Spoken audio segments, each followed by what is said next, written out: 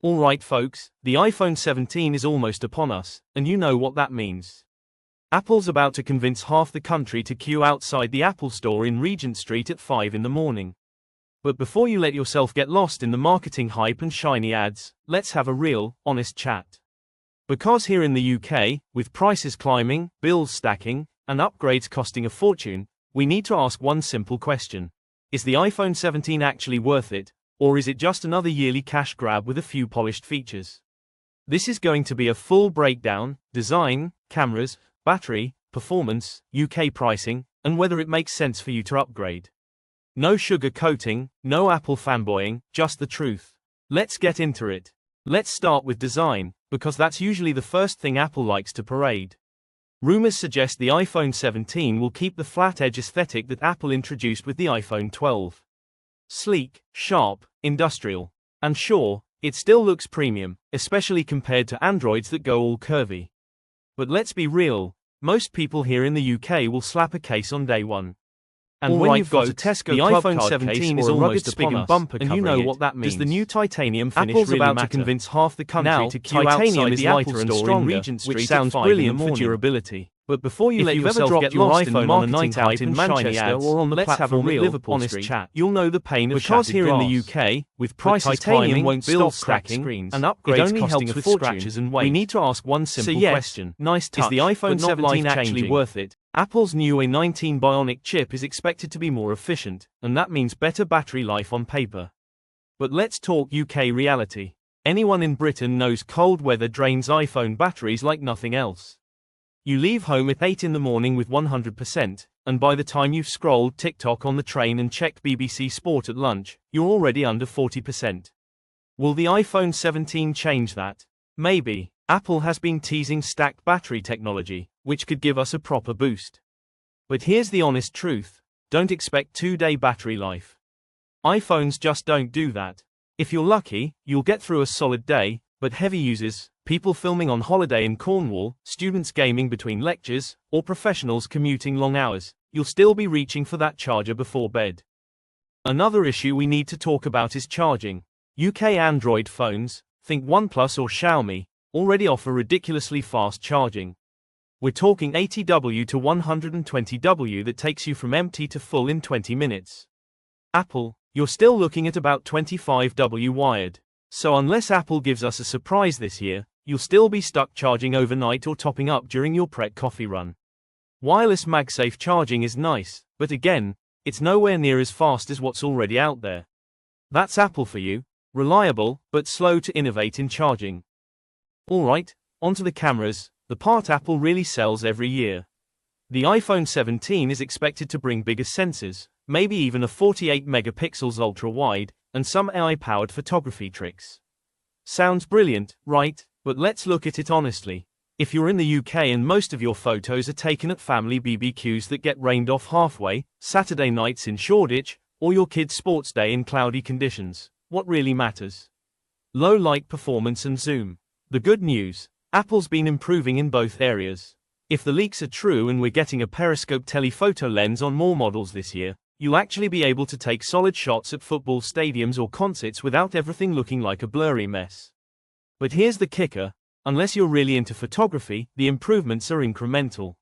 For day-to-day WhatsApp snaps, Instagram posts, or selfies on a night out, the difference between an iPhone 15 Pro Max and an iPhone 17 won't blow you away. It's polished, it's reliable, but it's not revolutionary. Apple's new chip, the A19 Bionic, is of course going to be the fastest chip in any smartphone. That's the Apple way. Benchmarks will show huge gains, gaming will run smoother, apps will load instantly. But here's the human truth: if you're already using an iPhone 14 or 15, you're not going to feel a massive difference. Instagram isn't suddenly going to open in 0.2 seconds instead of 0.5. TikTok won't scroll any faster. Where you might notice it is in longevity. Buy an iPhone 17 today, and it'll probably get iOS updates until 2031. That's long-term peace of mind, and that's one of the few areas where Apple genuinely gives you value for money compared to cheaper Androids. The display is another talking point. Rumors point to brighter OLED panels with promotion across more models. Great for HDR, Netflix, and gaming. But the UK Sun, when we actually get it, isn't that harsh? Most people just want a screen that looks decent in daylight, and iPhones already do that. So unless you're really into high refresh rate gaming or watching HDR movies on your commute, this is another area where the hype outweighs the real-world difference. Now, let's talk money, because this is where it stings.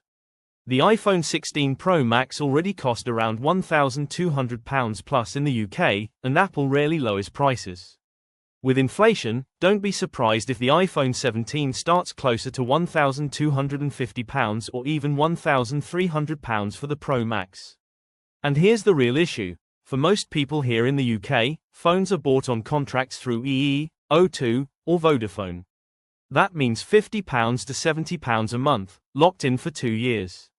And when you add Apple Care, accessories, maybe even eCloud storage, you're spending more than what some people pay on rent in parts of the north. So the big question, is it worth upgrading if you already have an iPhone 14 or 15? Honestly, probably not. Unless you're desperate for the camera improvements or your current phone's battery is shot, the iPhone 17 feels more like a luxury than a necessity. Apple's pushing more into AI-powered features with iOS 19, which the iPhone 17 will show off first. Expect smarter Siri, AI editing tools, and maybe even real-time translations. This could be huge for people in the UK who travel across Europe or students who need quick productivity features. But let's not pretend it's all brand new. A lot of Androids have had these tools for years. Apple's strength will be making them simple and seamless. That's where Apple wins, not being first, but making it easy enough that your nan can use it without getting confused. So let's break it down. Who's the iPhone 17 actually for? If you're rocking an iPhone 12 or older, this will feel like a proper upgrade, better cameras, brighter screen, faster performance, and a cleaner design. If you're on an iPhone 13 or 14, it's a tougher sell. Unless you absolutely want the latest tech, you might be better off waiting another year. If you've got the 15 Pro Max, you're not missing much. Keep your cash. At the end of the day, the iPhone 17 is about refinement, not reinvention. It'll be the best iPhone yet, sure, but only marginally better than what you've already got. So here's my honest take. The iPhone 17 will be polished, powerful, and pricey. It'll take brilliant photos, it'll last you years, and it'll definitely make you look cool pulling it out at Nando's. But is it worth the upgrade for everyone in the UK? No, most of us are better off holding on to what we've got for another year or two, especially with contracts tying us down and bills already sky high. But that's just my take. What about you? Are you planning to upgrade to the iPhone 17, or are you sticking with your current device? Drop your thoughts in the comments. I want to hear your experiences. And if you found this breakdown helpful, give the video a like, subscribe for more honest UK tech reviews, and I'll catch you in the next one. Cheers!